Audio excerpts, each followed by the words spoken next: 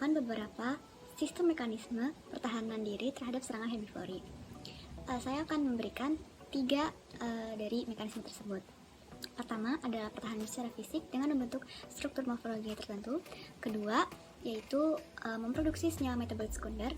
Ketiga, yaitu induce indirect defense atau mendatangkan predator herbivore untuk menyerang herbivore itu sendiri. Peran fisik dengan membentuk struktur morfologi tertentu seperti trikoma, duri, sklerofili, dan penebalan kutikula. Trikoma itu seperti ini. Jadi di dalam trikoma ini bisa terdapat senyawa toksik di kelenjar khusus. Kemudian trikoma juga ada yang sangat memadat agar menghalangi pergerakan dari herbivore. Kemudian duri contohnya ada di kaktus dan di mawar, sangat tajam, bisa menyerang serangga itu atau herbivore itu sendiri.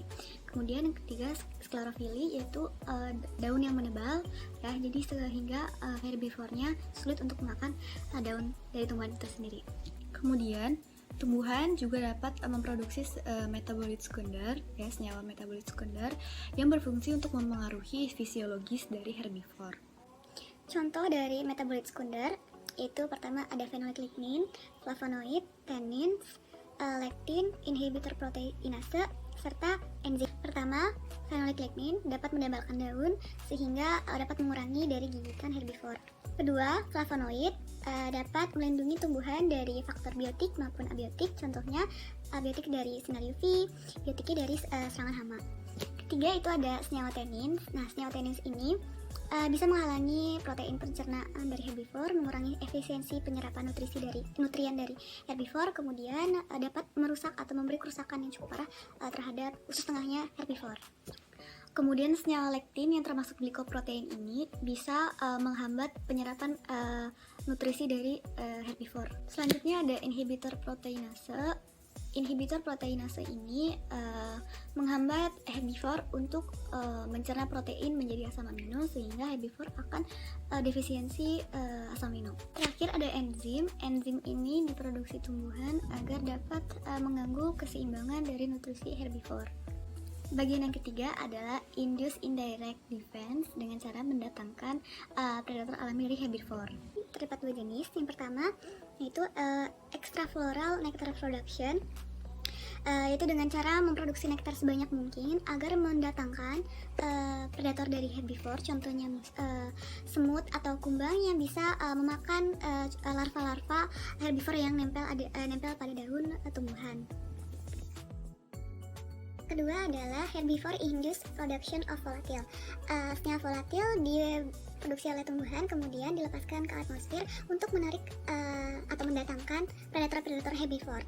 Kemudian HIPV ini juga dapat memberi sinyal atau berkomunikasi dengan tumbuhan tetangga atau tumbuhan sekitarnya agar memberi kewaspadaan atau sinyal-sinyal tertentu bahwa terdapat predator lain akan datang.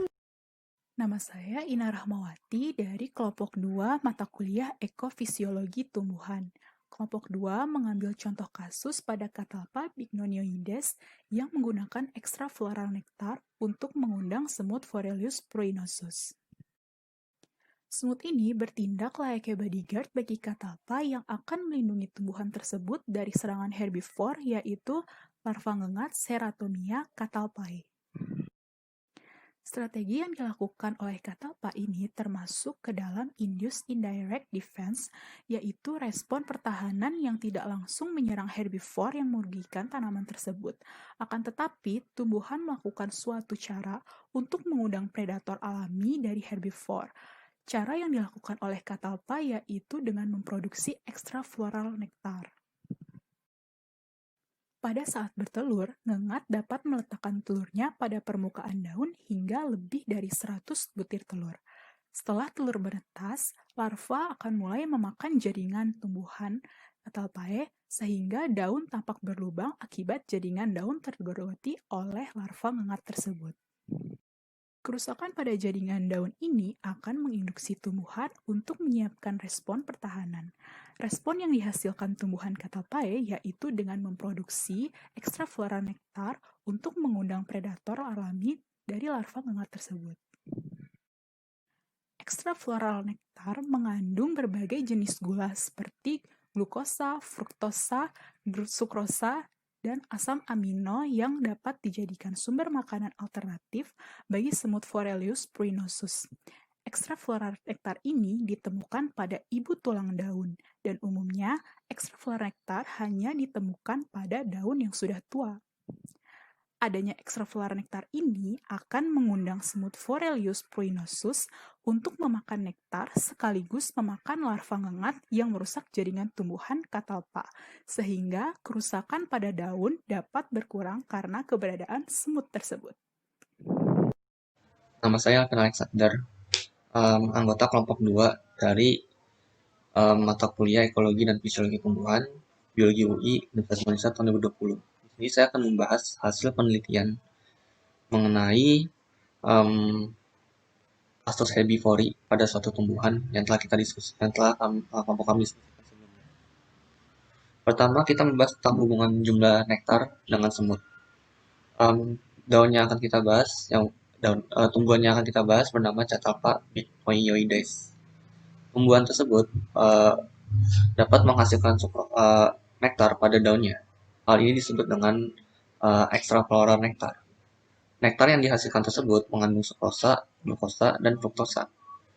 Laju produksi sukrosa, glukosa, dan fruktosa pada daun tumbuhan Catalpa bervariasi. Dan ternyata variasinya laju produksi nektar tersebut mempengaruhi keberadaan semut yang datang ke daun Catalpa. Nah, berdasarkan penelitian, didapat bahwasannya koloni semut akan lebih tertarik untuk mendatangi daun dengan jumlah produksi nektar yang lebih tinggi. Hal ini juga dimaksudkan laju produksi glukosa, fruktosa, dan sukrosa akan meningkat. Sehingga bahwasannya ketika produksi gula tersebut meningkat, secara tidak langsung jumlah koloni semut yang akan datang ke daun Catalpa akan meningkat. Lalu kita akan hubungkan dengan kasus herbivori antara ulat dengan daun Catalpa.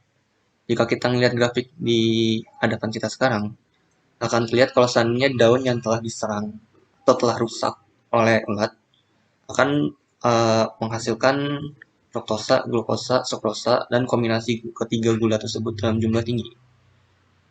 Hal itu menyebabkan terjadinya perubahan laju produksi fruktosa, glukosa, dan sukrosa. Nah, saya rangkum, terjadi peningkatan laju produksi sukrosa, glukosa, dan fruktosa, dan total nektar pada daun yang telah dirusak dan telah diserang oleh ulat. Akan tetapi, jika seandainya pada satu ranting terdapat dua daun pertama yang telah dirusak oleh ulat dan daun kedua yang tidak dirusak oleh ulat, maka peningkatan laju produksi sukrosa, glukosa, dan fruktosa pada daun yang telah dirusak tidak diikuti oleh peningkatan laju produksi sukrosa, glukosa, dan fruktosa pada daun yang lain, walaupun itu pada ranting yang sama dengan daun yang rusak tersebut. Pembahasan lebih lanjut akan dibahas oleh teman saya, Dinda. Namaku Dinda Aulia Zulkarnain dari Biologi UI dan saya akan melanjutkan pembahasan tentang strategi tumbuhan dalam menghadapi herbivora. Tadi si Alvin sudah menjelaskan tentang hubungan ulat dan tumbuhan. Sekarang saya akan menjelaskan tentang semut dan tumbuhan. Kita tahu semut dan tumbuhan itu tuh sama-sama simbiosis mutualisme. Semut mendapatkan nektar dari tumbuhan dan tumbuhan diuntungkan dengan dibantunya proses penyerbukan ya. Tapi yang kedua itu, semut juga membantu tumbuhan untuk menghadapi serangan ulat. Beberapa pengamatan telah dilakukan oleh peneliti dan menunjukkan bahwa jika ada semut dalam tumbuhan, populasi ulat yang ada di tumbuhan tersebut menurun. Tidak peduli tumbuhan itu sudah diintroduction oleh ulat duluan atau sebaliknya semut duluan. Kehadiran semut bagi ulat itu adalah salah satu kompetitor saingan utama ketika di tumbuhan. Jadi, mereka harus bersaing satu sama lain untuk mendapatkan wilayah tumbuhan tersebut. Mengapa demikian? Itu akan dijelaskan oleh teman saya. Terima kasih. Assalamualaikum warahmatullahi wabarakatuh. Nama saya Yasintia Dayana Radarani, saya dari kelompok 2. Saya akan menjelaskan bagian diskusi dari jurnal yang kami gunakan. Pada penelitian ini menjelaskan bahwa tanaman, ulat, dan semut itu saling berhubungan. Meskipun selektif dalam mencari makanan, adanya semut dan nektar ekstrafloral dapat meningkatkan produksi daun yang ditempati ulat, sehingga memiliki hubungan sebab akibat antara herbivor dan produksi nektar. Penelitian lain menunjukkan produksi nektar itu dapat disebabkan oleh kerusakan mekanis, kerusakan herbivor, dan kerusakan mekanis yang diinduksi lebih besar dibandingkan herbivor. Herbivora menginduksi peningkatan produksi nektar pada daun yang rusak dan yang tidak rusak. Lebih sedikit herbivora yang tersisa pada tanaman yang terdapat banyak semut. Perlindungan tanaman telah dikaitkan pada kedua sistem tanaman semut dan sistem tungau. Induksi nektar dalam sistem ini terbatas pada daun muda yang rusak. Catalpa bignonioides dan tumbuhan Myrmecopitic dimanfaatkan secara berbeda. Semut yang terkait dengan tanaman Myrmecopitic menunjukkan banyaknya daun yang rusak dan ditempati oleh herbivor. Penelitian ini dilakukan dengan berbagai ulat instar pada bibit dan tanaman dewasa pada komunitas semut yang didominasi oleh satu spesies. Berdasarkan atas desain yang tidak seimbang, efek herbivora pada produksi nektar sebagian besar diukur dengan daun dan tanaman dewasa. Rata-rata tingkat produksi nektar per daun pohon dewasa dan bibit tidak dapat dibedakan. Daya tarik semut untuk menyerang bibit relatif terhadap tanaman kontrol yang tidak rusak menunjukkan produksi nektar yang diinduksi herbivora terjadi pada bibit.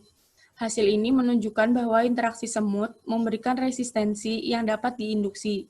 Angka kematian ulat kira-kira 2 kali lipat dari semut, dan ada bukti bahwa herbivora mempengaruhi kesuburan tanaman.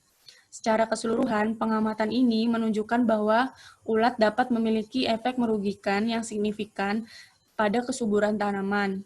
Sekian penjelasan dari saya. Terima kasih. Nama saya Zedora Beatricia, anggota kelompok 2 mata kuliah Ekologi Fisiologi Tumbuhan, ingin menjelaskan mengenai kesimpulan.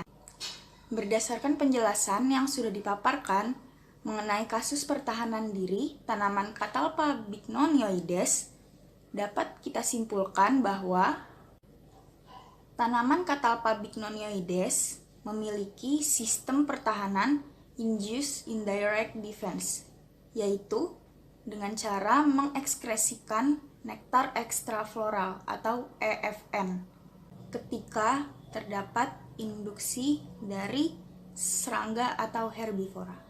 Produksi nektar pada daun yang terkena serangan ulat mengalami peningkatan yang signifikan. Karena hal tersebut, semut yang mendatangi daun yang terkena serangan ulat menjadi lebih tinggi. Tidak terjadi peningkatan jumlah semut yang datang pada daun yang tidak diserang ulat atau daun normal, dan daun yang rusak karena digunting atau rusak secara mekanis. Peningkatan produksi nektar dan jumlah semut pada daun yang diserang ulat tidak mempengaruhi keadaan nektar dan semut pada daun yang tidak diserang atau daun normal, walaupun terletak dalam cabang yang sama, serta juga tidak mempengaruhi keadaan pada tanaman kontrol. Penelitian ini dapat memberikan gambaran bahwa terdapat interaksi sebab akibat antara sistem pertahanan tanaman Catalpa bignonioides, semut Forelius pruinosus, dan ulat Ceratomia catalpae. Namun, dibutuhkan penelitian lanjutan untuk mengetahui interaksi antara ketiga jenis makhluk hidup tersebut secara lebih detail. Terima kasih.